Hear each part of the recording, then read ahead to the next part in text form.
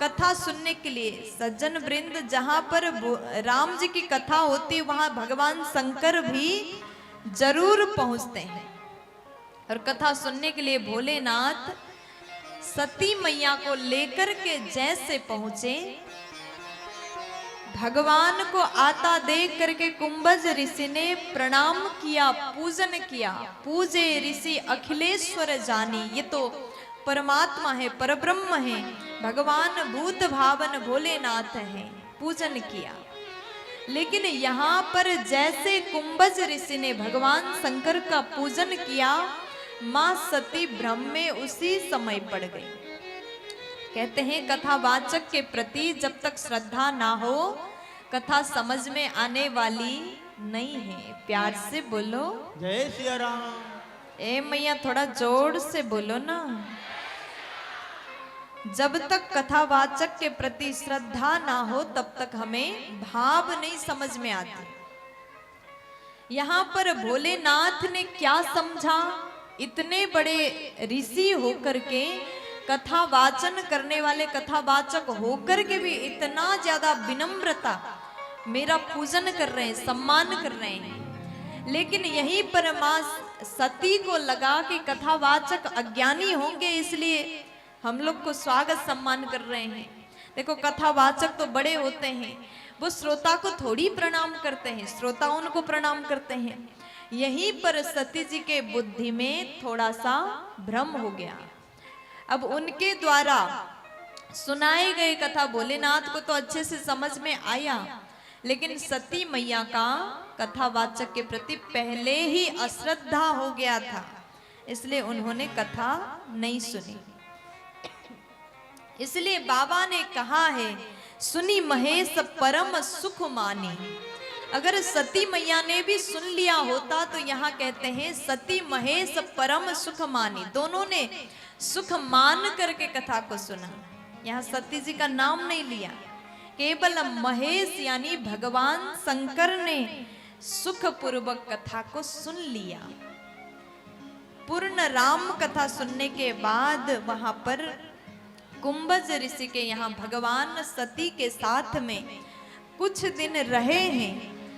कहत सुनत रघुपति गुण गाथा, कहत सुनत रघुपति गुण गाथा, कछु दिन तहाँ रहे गिरिनाथा, कछु दिन तहाँ रहे गिरिनाथा, मुनि सन बीदा मागी त्रिपुरारी, मुनि सन विदा मांग त्रिपुरारी, चले भवन संग दाक्ष कुमारी, चले भवन संग दक्ष कुमारी, चले भवन संग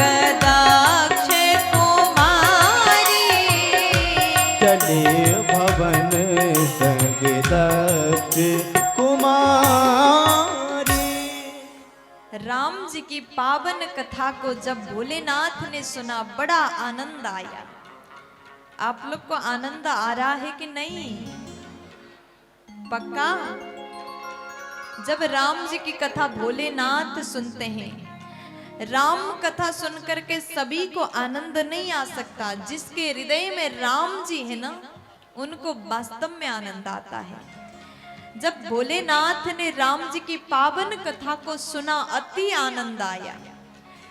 और कुछ दिन वहीं पर भगवान रहे और कथा सुन करके कुंभज ऋषि को दक्षिणा के रूप में राम जी की भक्ति प्रदान किया। अच्छा, भोले बाबा को अधिकार है, वो भक्ति का वरदान दे सकते हैं, क्योंकि ये स्वयं राम जी के भक्त हैं। अब जैसे कुंभज ऋषि से विदा मांग करके वापस गए, चले भवन संग दक्ष कुमारी। त्रेता युग का समय है, जरा विचार करिए। भोलेनाथ को पहले से पता है जिन भगवान की कथा सुन के हम आ रहे हैं, अपने भवन की ओर जा रहे हैं, वो भगवान त्रेता युग में वन में अभी लीला कर रहे हैं। जिस वन से भगवान जा रहे हैं आकाश के मार्ग से, सती मैया साथ में हैं, भोलेनाथ जा रहे हैं। भगवान को पता है यही नीचे वन में, दंडकारण्य वन में भगवान राम जी अभी जानकी मैया को, सीता जी को ढूंढ रहे हैं। वो समय था रावण ने सीता जी का हरण किया और भगवान राम जी रोते हुए व्याकुल होकर के सीता जी को ढूंढ रहे थे।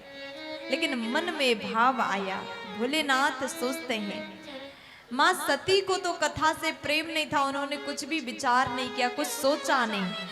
लेकिन भगवान शंकर मन में विचार करते हुए जा रहे हैं। हृदय विचारत जात हरा, केहि विधि दर्शनो होई, गुप्त रूप अवतरे प्रभु, गए जाना सबू कोई। हृदय विचारत जात हर, हर यानी भोले बाबा मन में ये विचार करते हुए जा रहे हैं किस प्रकार से राम जी का दर्शन हमको प्राप्त होगा। लेकिन भगवान भी समझते हैं जब भक्त खुद के लिए, स्वयं के लिए तड़पने लग जाए तो भगवान हर अवस्था में दर्शन देने को तैयार होते हैं। लेकिन भोलेनाथ ये भी जानते हैं भगवान गुप्त रूप में अवतार लेकर के लीला कर रहे हैं, अभी लीला का समय है, लीला कर रहे हैं।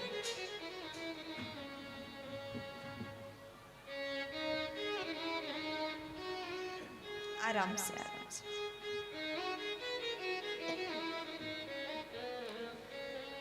भगवान अभी लीला कर रहे हैं।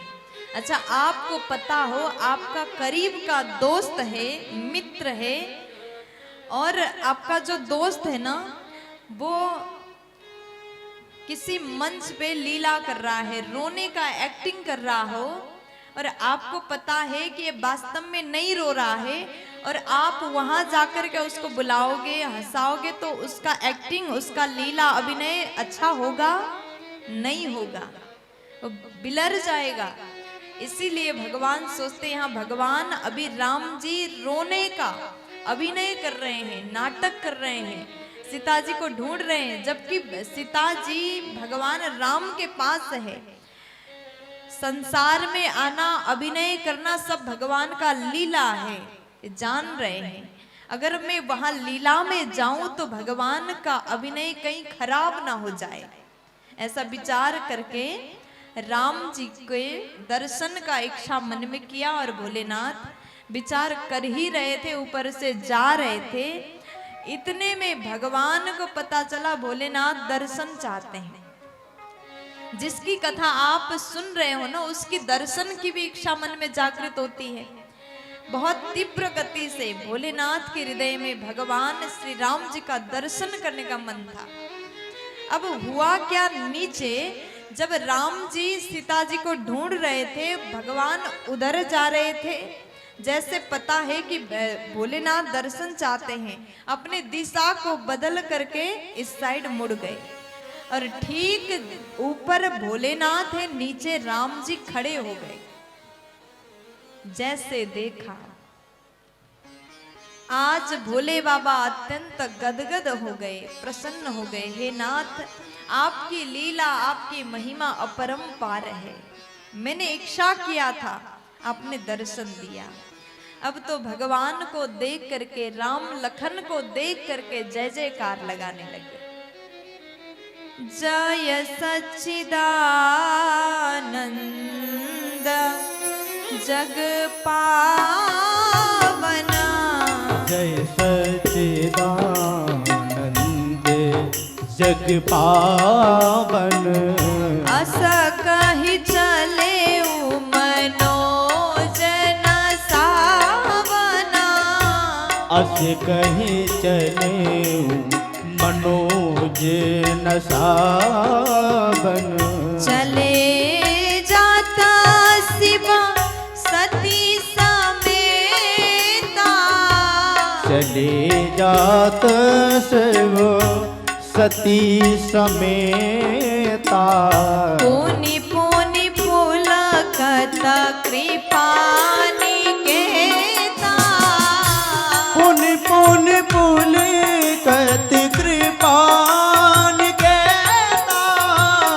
पुनि पुनि पुलकत कृपा निकेता, पुनि पुनि पुलकत कृपा निकेता। आज भोले बाबा ने जब राम जी का दर्शन पाया, जय सच्चिदानंद कहते हुए जयकार लगाने लगे। बोलिए सच्चिदानंद भगवान की जय हो। जैसे राम जी का दर्शन हुआ, जय हो सच्चिदानंद, आपकी महिमा अपरंपार है।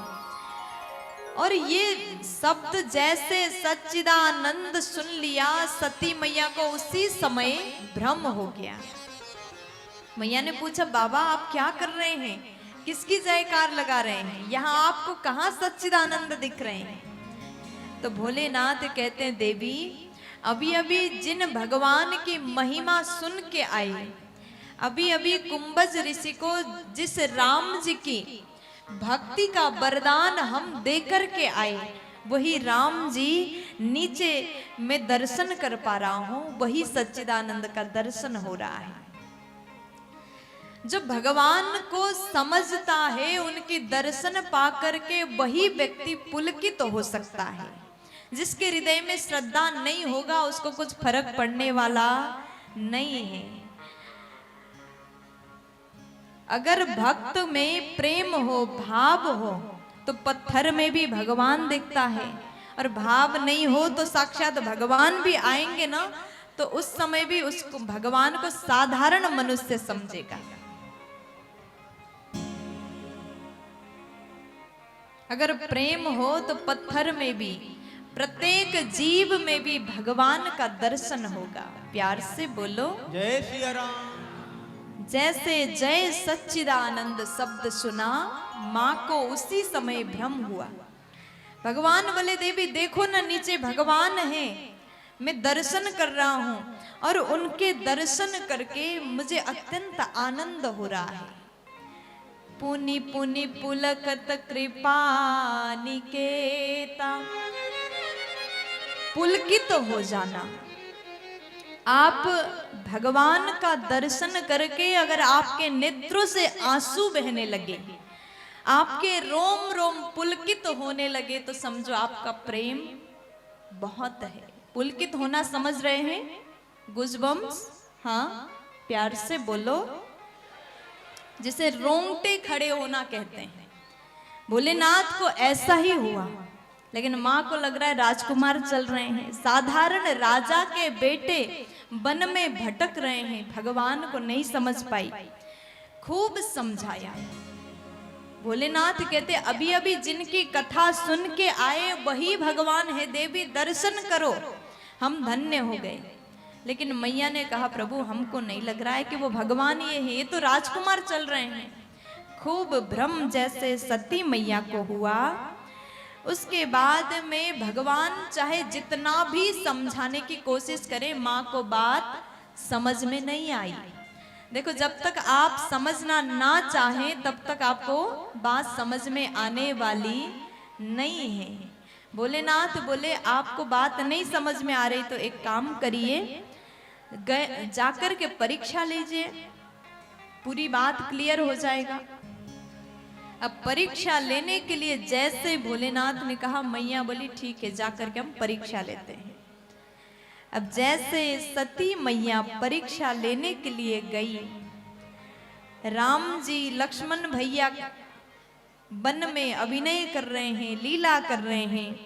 जैसे सती मैया गई, उन्होंने विचार किया क्या करें, लेकिन भगवान ने पहले ही बोल दिया, विवेक के साथ में विचार करके ही कुछ कदम आगे बढ़ाना। केवल विचार करने के लिए नहीं कहा, विवेक के साथ में विचार करिएगा। और मैया जैसे गई, विचार तो किया लेकिन विवेक को छोड़ दिया। आप कुछ काम कर रहे हो, निर्णय ले रहे हो, विचार बस कर रहे हो, लेकिन बुद्धि नहीं लगाया तो काम सफल नहीं होगा, कहीं ना कहीं बिगड़ जाएगा। लेकिन भगवान क्या विचार कर रहे हैं? वृक्ष के नीचे बैठे बैठे भगवान सोच रहे हैं, अगर हम किसी को समझाते हैं, समझाने पर भी बात समझ में ना आए तो समझाना भी व्यर्थ है। आप अपने घर में किसी को समझा रहे हो और वो आपकी बात समझने को तैयार नहीं है, आपने खूब कोशिश किया फिर भी काम नहीं बन रहा है, तो उस समय छोड़ दो, जो होगा सो देखा जाएगा। किसी को अति ज्यादा समझाना भी मूर्खता है। भगवान राम जी के पास में मैया सती गई, भोलेनाथ बैठे और भगवान ने क्या विचार किया? होई ही सोई जो राम रचि राखा, को करी तरा का बड़ा वैसा खा। वही होगा जो राम जी ने रचना कर रखा होगा। भगवान ने जो सोचा होगा, जो रचना किया होगा, वही होकर ही रहेगा। हमारे कितना भी हम कोशिश करें, उसको बदलने की ताकत हम में नहीं है। इसलिए कुछ जीवन के कुछ निर्णय भगवान पर छोड़ देना चाहिए। पहले कोशिश करिए, आप अपनी तरफ से करो, जब ना हो ना बने तो भगवान पर छोड़ दो।